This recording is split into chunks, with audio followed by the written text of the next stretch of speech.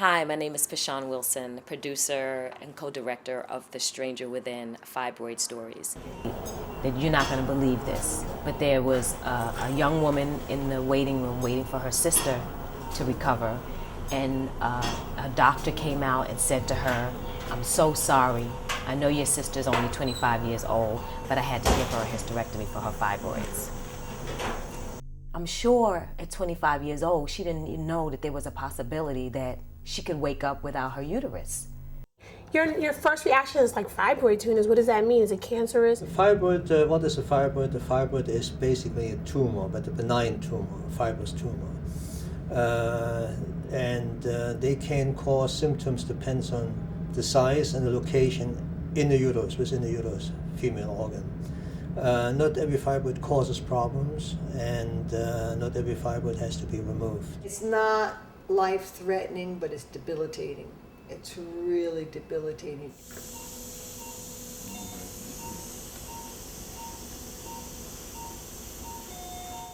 This picture here on the left is showing you all the different kinds of fibroids. Pedunculated would be this one where it's on a little stalk. This sometimes can be either inside the uterus or it may be outside, like this picture here. But this same fibroid could be hanging off a stalk inside. This is your submucosal, the one right underneath the surface.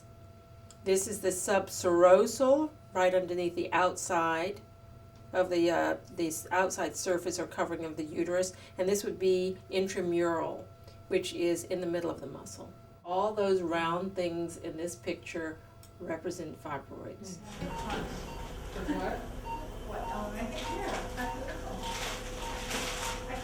I had 17 fibroids removed, the largest being the size and shape of a football. They found out I had 12 fibroids when I was getting operated on. The symptoms can be broken down into two groups. Those that are due to the size of the fibroid, what we call bulk symptoms, things like pain and pressure, and those that are due more usually from location of the fibroid closer to the cavity of the uterus, and that's usually bleeding. So now I was bleeding every day, which caused me to be very weak, dizzy, I was anemic. I started getting large clots. And then the GYN told me that I had fibroids, but they weren't a problem for me, so I shouldn't worry about them. But I was told very much like, oh, you might have them, no sonogram now, just by an exam. You may have them, but so many black women have them and it's really no big deal. When I got pregnant, I was having excruciating pain. I mean, as my belly grew, that fibroid, I guess, was growing, and it hurt. Because my pressure was going up so high, but my blood count was dropping. And I wound up in the hospital for 2 weeks because I started having palpitations. I suffered pain, long period, heavy period. So my quality of my life was zilch. I was one of many women who was diagnosed with fibroids. And I went to 2 doctors, and I was told by 2 doctors, both doctors, that I needed a hysterectomy for my fibroids. I asked them if there was any treatment option, and they both told me that my only option was a hysterectomy. Here is the uterus. Here's a tube.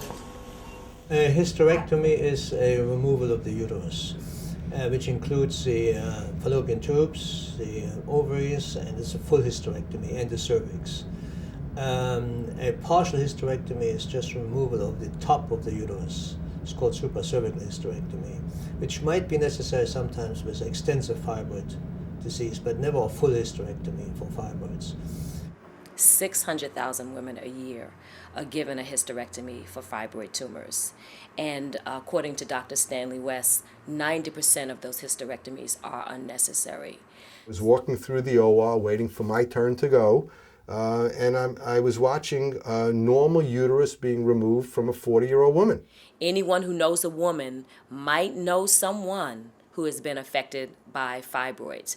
And they also might know someone who was told by a doctor that they have to have a hysterectomy for fibroids. I've interviewed women in their 20s.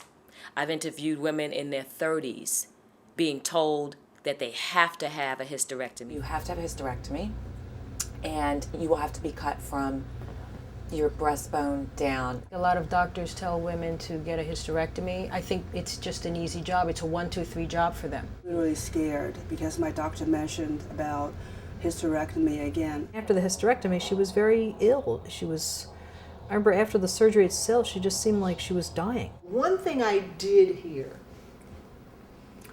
was what we do and what works best is a hysterectomy. One woman I interviewed had gone to 10 doctors, 10, and all of them told her that she had to have a hysterectomy. She didn't listen, fortunately, and now she has 2 beautiful kids.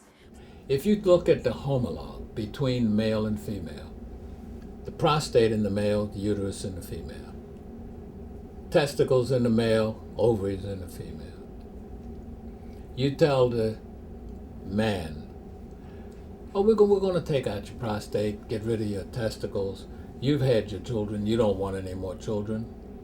We'll give you some testosterone, make you still feel like a man. How many men are going to put up with that? They would be out that door faster than you could blink your eye. But this is what's told to women all the time.